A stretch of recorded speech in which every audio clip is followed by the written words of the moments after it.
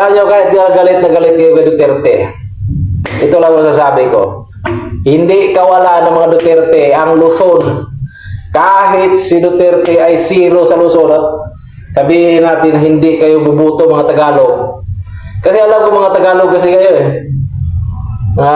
Dito talaga lumad mga Tagalog. Ayaw talaga kay Duterte.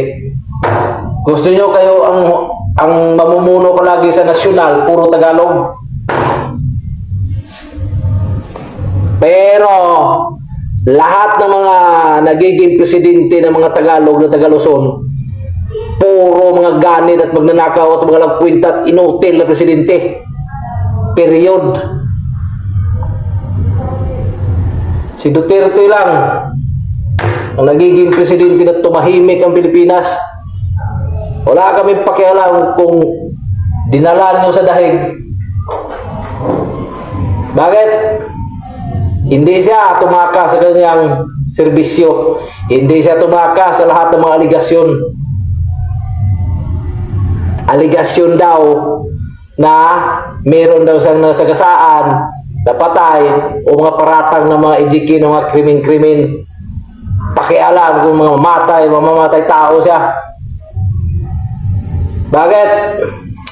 Nagiging kriminal siya sa mga taong kriminal. Nagiging mamamatay tao siya sa mga taong demonyo na ang pinapatay ay inosente.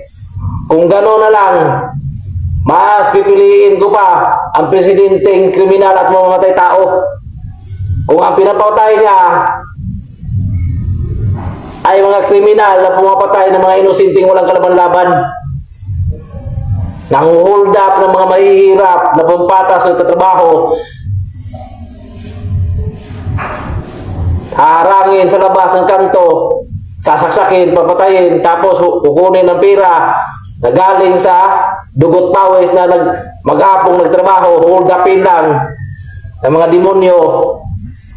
So dapat patayin din para hindi pa marisan.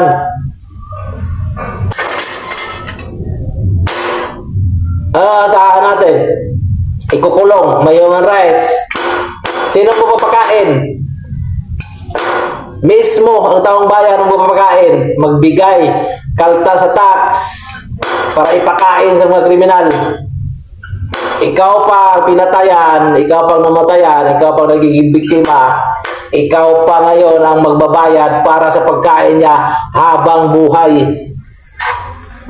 Wala na tayo pag-uusapan dyan. Kung ganyan lang, mas mabuti pang maubos tayo mamatay. Dahil kapag si Sara Duterte magiging presidente, triple at dublado, war on drugs, damay-damay na tayo lahat. Kapag siya ang nanalo.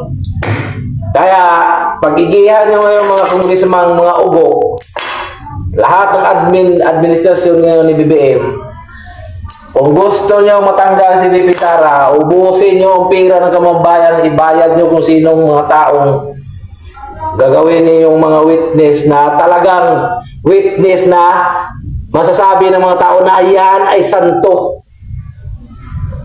O di kaya bayaran nyo lang yung si Santo Papa.